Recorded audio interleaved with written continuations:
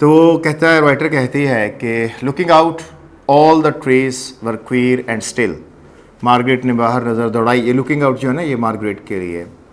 तो उसे तमाम दरख्त जो है वो अजीब व गरीब और साकिन लग रहे थे। क्वीर जो है बेटा ये स्ट्रेंज के लिए होता है, स्ट्रेंज, अजीब व गरीब, एबनॉर्मल के सेंस के अंदर जो है, और स्टिल कहते हैं मोशनलेस। ऐसा क्यों था? ऐसा कीड़ों की वजह से था, क्योंकि अमूमन ऐसा होता है कि हवा वगैरह चलती है तो दरख्तों के पत्ते लाजमी मूव करते हैं, लेकिन वो इंसेक्ट्स इतने ज़्यादा थे कि उनकी बोझ की वजह से वो बिल्कुल भी हरकत नहीं कर रहे थे, पत्ते बिल्कुल भी। इसी वजह से राइटर कहती है कि बहुत अजीब व गरीब से लग रहे थे और साकिन लग रहे थे। अब ये एक छोटा सा एक रूल होता है कि जब आप ऐसे किसी पार्टिसिपल फ्रेज से शुरू करते हैं, जैसे एक मिसाल है, ये सेंटेंस है, कटिंग द ग्रास। अगर हम देखें तो हमने इसका सब्जेक्ट मेंशन नहीं किया, इसमें भी घास कौन काट रहा था नहीं है, ठीक है। अ स्नेक अटैक्ड हिम, घास काटते हुए ना एक सांप ने उस पर हमला कर दिया। इस सूरत में जब हम इधर इसका सब्जेक्ट मेंशन नहीं करेंगे तो रूल ये होता है कि जो आपकी अगली क्लॉज है उसका जो भी नाउन प्रोनाउन से वो स्टार्ट होगी, जिससे भी, वो ऑटोमेटिकली पिछला जो वर्ब है वो उसका बेटा सब्जेक्ट हो जाएगा। ये रूल है। ये उस सूरत में होता है कि जब हमने पीछे सब्जेक्ट मेंशन ना किया हो। अगर हम मेंशन कर दें when he was cutting the grass तो फिर पीछे मेंशन हो जाएगा, फिर ये मसला नहीं। अब हमने सब्जेक्ट मेंशन नहीं किया, अगली क्लॉज किससे स्टार्ट हो रही है? स्नेक से। तो इसका क्या मतलब है कि घास कौन काट रहा था? सांप। तो ये तो नामुमकिन है। इट मीन्स इस सेंटेंस का हमने गलत इस्तेमाल किया। इसके लिए हम एक टर्म यूज करते हैं, हम इसे कहते हैं डैंगलिंग मॉडिफायर। ठीक है बेटा। अब ये ठीक कैसे होगा? ठीक ही ऐसे होगा, या तो ऐसे लगा दे when he was cutting the grass, ये ऐसे लिख दे, ये ऐसे लिखते हैं कटिंग द ग्रास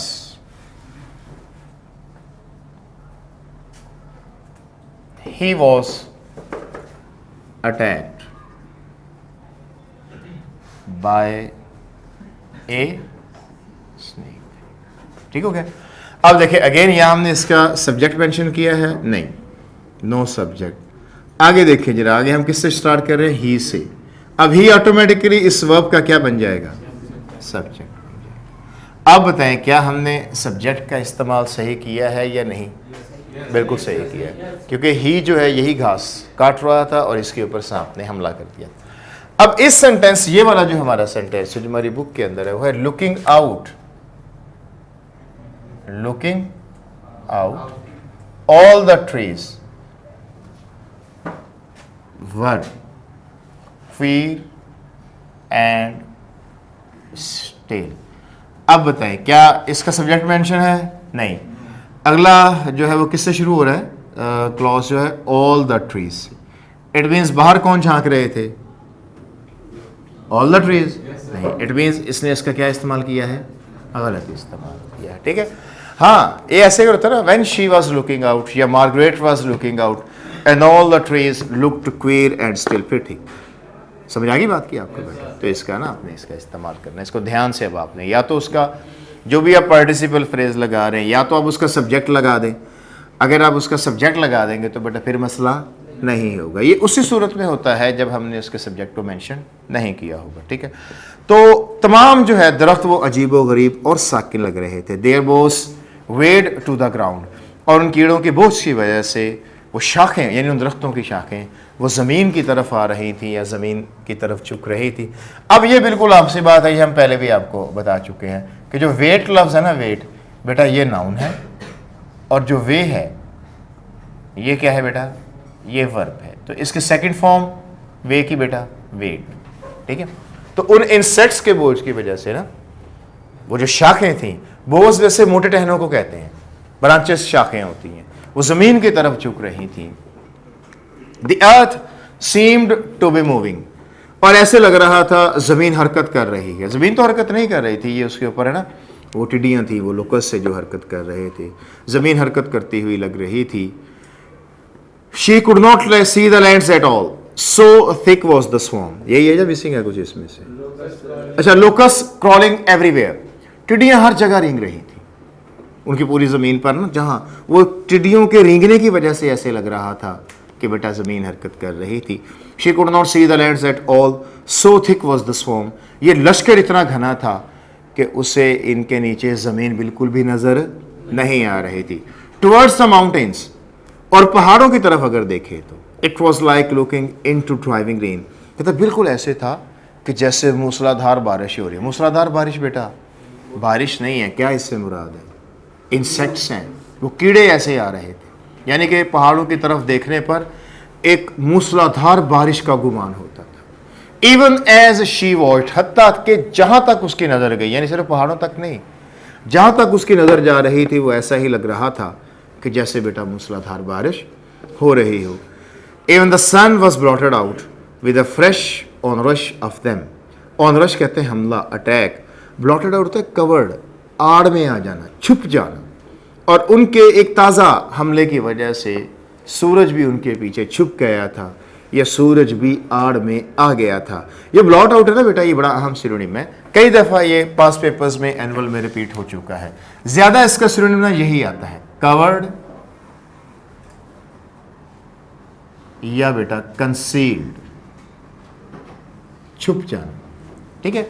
आप इसका इक्लिप्स्ड भी कर सकते हैं। इक्लिप्स होता है ग्रहण, सूरज ग्रहण, चांद ग्रहण। बेसिकली क्या होता है कि सूरज ज़मीन या चांद वो किसी की आड़ में आ जाते हैं, तो ऐसे लगता है कि जैसे उनके ऊपर जो है बेटा सूरज आड़ में आ जाता है, या चांद जो है कि उनके ऊपर ग्रहण लग गया है, उनके ऊपर ऐसे लगता है कोई साया सा आ गया, ये भी कर सकते हैं आप जो। तो उनके ताज़ा हमले की वजह से सूरज भी छुप सा गया था। It was a half night, ये आधी रात का मंजर था। ए परवर्टेड ब्लैकनेस, ये एक बेटा मसख शुदा तारीकी थी। ये जो परवर्टेड है ना, पीछे हमारे आया था, when the sunlight comes down distorted A hot orange है। परवर्टेड और डिस्टॉर्टेड ये बेटा एक दूसरे के सिनोनिम है। इनका क्या मतलब होता है? मसख शुदा। लफ्जी तर्जमा क्या है इनका? मसख तो हम क्या देते हैं, what does it mean? It means होता है बेटा लूज ओरिजिनलिटी, कोई भी चीज़ जो है कि जिसकी ओरिजिनलिटी ख़त्म हो जाए। आपने कोई गाड़ी खरीदी है, ओरिजिनल है, उसके ऊपर डेंट पड़ जाए, उसके ऊपर स्क्रैचेस आ जाए, तो वो क्या हो जाएगी? वो परवर्ट हो जाएगी। अब सूरज की जो ओरिजिनल इंटेंसिटी थी वो तो नहीं रही, जो उसकी ब्राइटनेस थी वो तो उसके आगे तो बेटा लोकस्ट आ गए थे, टिड्डियाँ आ गए थे। वो इस वजह से लिख रहा है कि ये एक मसख शुदा तारीकी थी, एक परवर्टेड ब्लैकनेस थी। Then came a sharp crack from the bush, फिर झाड़ियों में से। बुश ना ऑर्डिनरी सेंस में इसकी प्लूरल नहीं होती। बुश झाड़ी को भी कहते हैं और झाड़ियों को भी क्या कहते हैं? बुश कहते हैं। हाँ, अगर इनमें लफ्ज़ वैरायटी आ जाए बहुत ज़्यादा तो हम इसकी प्लूरल कर देते हैं, बुश से बुशेस। सेम रूल फ्रूट के लिए।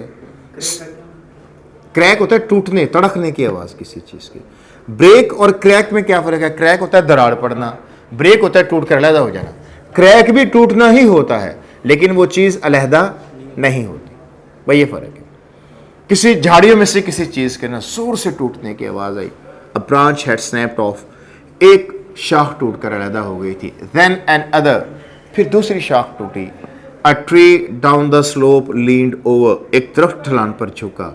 And settled heavily to the ground, heavily से मुराद है बेटा एक ज़ोरदार आवाज़ करते हुए वो ज़मीन बोस हो गया। सेटल का तर्जमा मुस्तकिल क़याम होता है। अब एक दरख्त अगर जड़ों से निकल गया है और वो ज़मीन के ऊपर आ गया है तो समझ जाए बेटा वो उसका मुस्तकिल क़याम ही है। आप जानते हैं दोबारा उसको खड़ा नहीं किया जा सकता।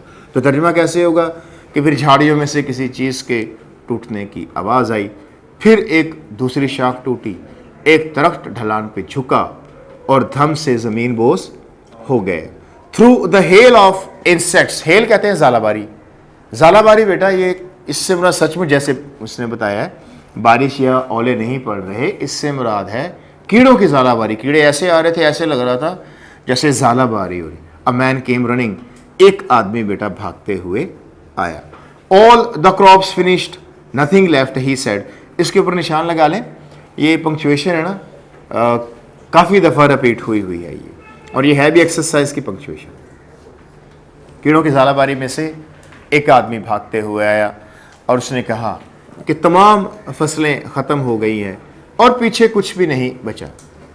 But the gongs were still beating, the man still shouting, मगर घंटियाँ भी बज रही थी। और आदमी बेटा अब भी चिल्ला रहे थे। एंड मार्गरेट आस्क्ड, और मार्गरेट ने पूछा, why do you go on with it then, go on, keep on, carry on. ये हमसे पहले भी फ्रेजल वर्ब्स आते रहे। इन सब का एक ही मतलब होता है, क्या होता है बेटा, एक काम को जारी रखना।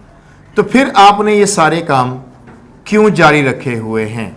मार्गरेट ने पूछा। भी लोकस्ट, टिड्डियां तो फसलें खा गई आपकी, तो पीछे कुछ बचा ही नहीं, तो अब ये सारे काम जारी रखने का क्या मकसद है?